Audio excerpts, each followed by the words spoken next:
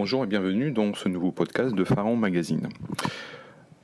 Pour celles et ceux qui se posaient la question sur la sortie du Pharaon Magazine numéro 41, donc nous vous rassurons, le magazine sortira bien, en temps et en heure, il y aura juste quelques jours de retard, mais sa sortie est prévue autour du 30 avril, début mai, que ce soit pour les abonnés ou en kiosque. Bien entendu, ce numéro sera aussi disponible sur notre site internet www.pharaon-magazine.fr en format papier et format PDF. Quelques actualités en direct d'Égypte. Donc, actuellement, tous les sites archéologiques, que ce soit les musées, les tombes, les temples, tout le patrimoine copte et islamique sont fermés. Initialement, ils devaient être fermés jusqu'à fin mars, puis mi-avril. Actuellement, il n'y a plus de date de réouverture qui a été annoncée par le ministère du Tourisme et des Antiquités.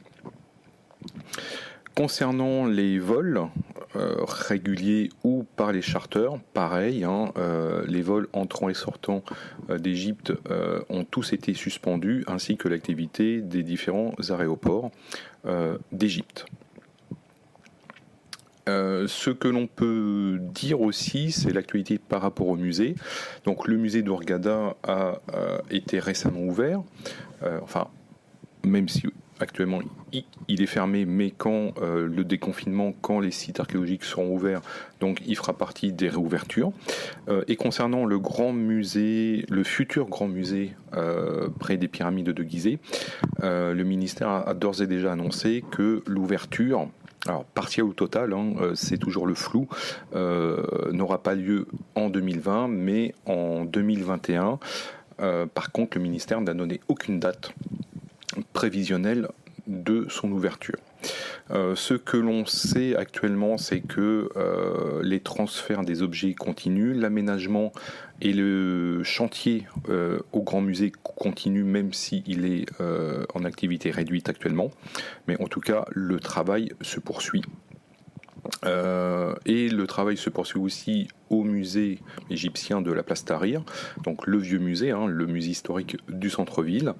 On sait qu'un certain nombre de collections vont rester dans ce musée et la direction actuelle du musée doit définir les nouvelles orientations et la nouvelle destination du musée actuel.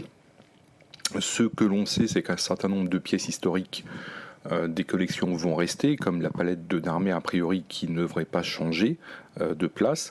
Pour la statue de Djoser, on ne sait pas encore, il n'y a pas eu de précision. Le trésor de Tanis devrait rester au musée de la place Tahrir, ainsi que les salles aux bijoux. Ce que l'on a cru comprendre, c'est que le trésor de Tanis sera déplacé dans la grande salle actuelle dédiée au masque de Toutankhamon.